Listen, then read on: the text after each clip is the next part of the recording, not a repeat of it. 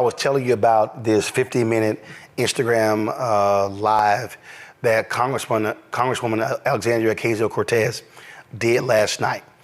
It's got more than 2 million views already just on Instagram. It's been posted on other platforms as well. Here's a snippet of what she said, because what you're about to hear, you've heard on this show for the last 3 weeks. I'm going to say what a lot of these folks aren't saying. I'm just going to say it. If you think that there is consensus among the people who want Joe Biden to leave, that they will support Vice President Harris, you would be mistaken. And I'm going to say that because if they're going to come out and say all their little things on background off the record, but they're not going to be fully honest, I'm going to be honest for them. I'm in these rooms. I see what they say in conversations. A lot of them are not just interested in removing the president. They are interested in removing the whole ticket. Joining me right now is Texas State Representative Jarvis Johnson. Jarvis, glad to have you here. We've been saying it on this show, Jarvis, that's what's at play. Because every time I see one of these folks say, Biden step aside, all of a sudden, you never hear them say, well, who should replace him? I just saw one story, I'm gonna try to find it, where now Nancy Pelosi is saying, oh, there needs to be an open convention so it's fair and transparent. No, Jarvis, they want to get rid of both of them. Yep, that's exactly what they want to do. And right now, to try to say that we're going to have a new candidate is probably the most absurd thing I've heard. You're talking about somebody being your new presidential candidate that we have not vetted. We don't know the background. We don't know much about these people. And so now you're trying to bring somebody new on just to simply say, oh, because Joe Biden is old. We knew Joe Biden's age when he ran for president the first time. So I don't understand this notion that we need somebody new to step in.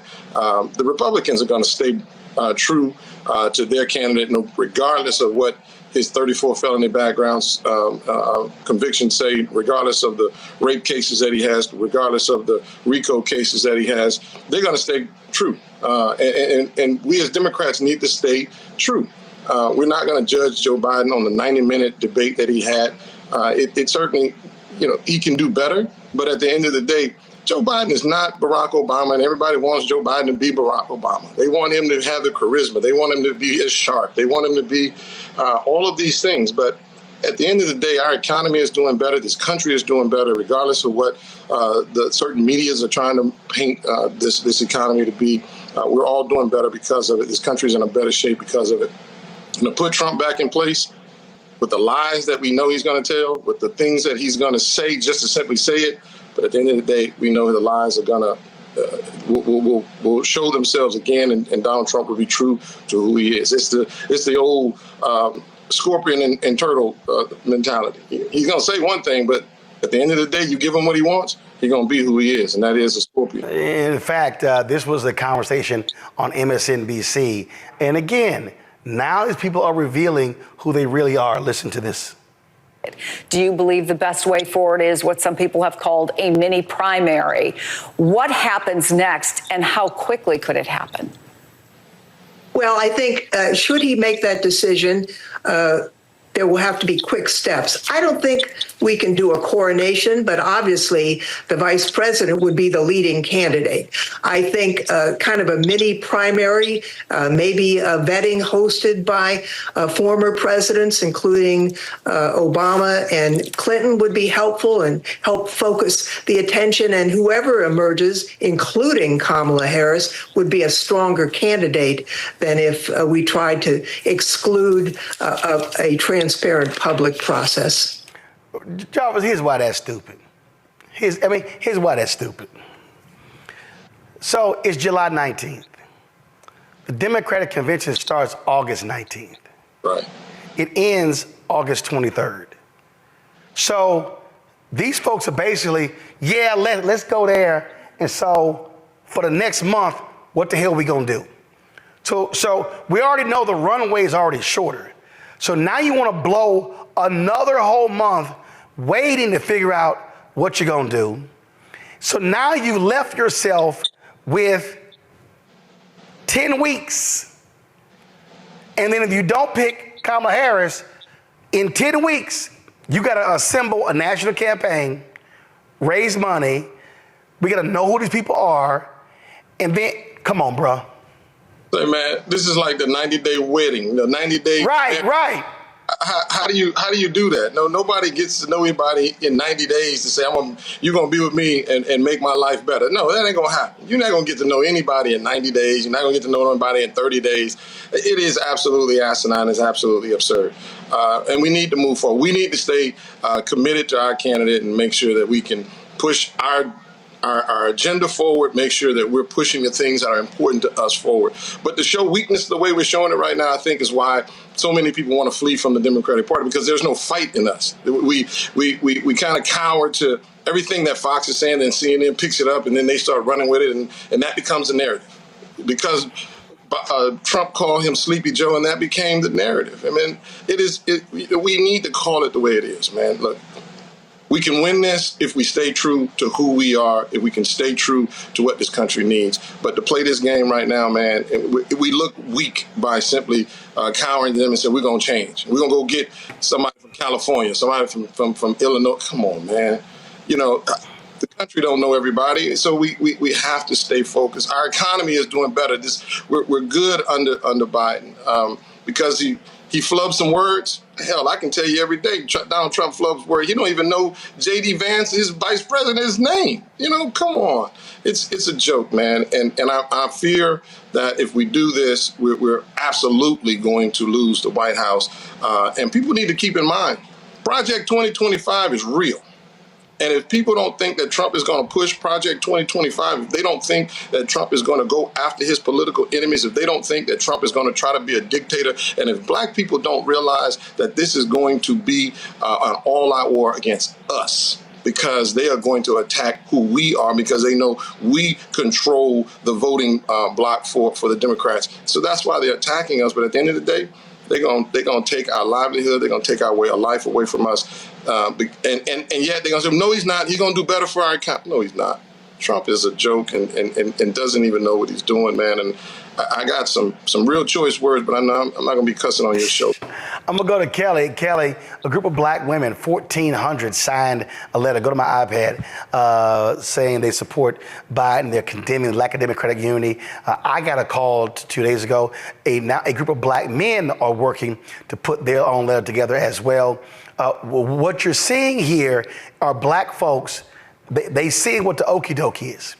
Black folks like, oh, we see what y'all doing. Y'all trying to bypass the sister. We see, and that's really what's at play here, Kelly. I mean, I have my own personal thoughts on that, but what I will say is that since the beginning of time, as far as modern American history, the canary in the mine has always been black people. And when it comes to politics specifically, when you listen to black people and you actually heed to their recommendations and policy and the like, great things happen for this country. I'm talking Civil Rights Act, Fair Housing Act. Pick a policy that actually benefits all of us. It will likely be traced back to a person of color and at its inception. So I understand the petition. I agree with the petition, but you really do, and not you specifically, but the proverbial you, absolutely need to listen to black people, black women. Michael, you got a question for Jarvis? Representative Jarvis Davis, thanks for coming on today. Quick question for you. 14 million people voted in the primaries for President Joe Biden, and we knew Vice President Kamala Harris was going to be on the ticket. The Democratic Party says that Donald Trump is an existential threat to democracy. They talk about Donald Trump trying to overthrow the will of the people with the January 6, 2021 insurrection. Do some of them realize that they are trying to do something similar? Trying to push Biden out and then try to get somebody else in after 14 million people voted for Biden? Well, of course, but politics is not what politics used to be. It's not about who's the best candidate. It's not about who's the smartest. It's not about who's gonna be the best. It's really about clickbait, man. It's really about who says the things. For me to listen to Democrats and Republicans alike say, Trump speaks like me. He speaks for me. You know what? That's the worst thing I've ever heard. I don't want somebody like speaking the way he speaks for me. It's like saying my pastor is a drunk and my pastor is a fornicator and a pedophile and all, and that's why I want to go to his church. No, I want somebody better than me. But I think, again, media has painted this picture, and more Americans and more voters are going with the sensationalism of what they think is going to be best for them. Trump is going to be strong. Him standing up there with that fake shot and, pumping his fist after, allegedly got. That's what they want to see. Well, that's not a president. That's just, that's a character. And I don't want a character in the country. Okay. Thank you. Reality TV show character. Yep. Matt. Yeah, Rep. Davis, thanks for serving the people of Texas, brother. We need you. Here's my question for you. How much of this do you think is coming from down ballot races, people like John Tester and others who are concerned about their own political future and who are jumping on board to try to, oust Biden for their own self-interest, whether that be to supplant him or down ballot races? How much of that do you think is factoring in? I don't know. It's always been, top down. And yes, there are a lot of people that I think are cowering to this notion of, well, if you support Biden, then we're not going to support you. You ain't going to support me anyway. It's kind of like when we are, as Texas legislators, left the state of Texas to stop the voting, the hateful vote to block voting rights of black people in the state of Texas. We left, and we were getting calls every single day saying, come do your job. If you don't do your job, we're going to vote you out. And I was always looking at it, you ain't going to vote me out because you're not even in my district. You wouldn't vote for me anyway. So I think it's a lot of short-sightedness. I think it's a mindset that they're afraid because they're not rooted in their own community, and they're listening, again, to the clickbait. They're listening to the media, and they're being they're cowards when it comes to this, and now they're saying, oh, well, let's go find somebody new. And they're speaking out against him. So yeah, I agree with that to a certain degree. But at the end of the day, I think that's a wrong philosophy that we're taking. That's a selfish one, and it's one that's going to hurt. While you may be able to save your seat, this country is going to be lost, and so you'll be inconsequential by simply saving your seat, but yet losing the country. And we can't afford to do that. But people need to be more focused on their own communities. If you do good work in your own community, you don't have to worry about not being reelected because the Republicans are threatening you. If Republicans are threatening you, then you ain't doing a good job. You're not doing a good job at all. All right. Hold tight. Wow, Jarvis, I appreciate it, man. Always good to see you. But don't wear that shirt next time. I already knew you was going to go there, but look, I see what's up there, right? Come on, player. I knew it's your show. What's up there? It's a little foggy. It's all right. I still love you, brother. It's a little blurry. It's a bit blurry, but it's there. Is that an 8x8 brick up there? Okay. It's all good. It's D9 love, baby. Okay. D9. No, it's Alpha Divine 8. All right, okay. I appreciate it. Thanks a lot.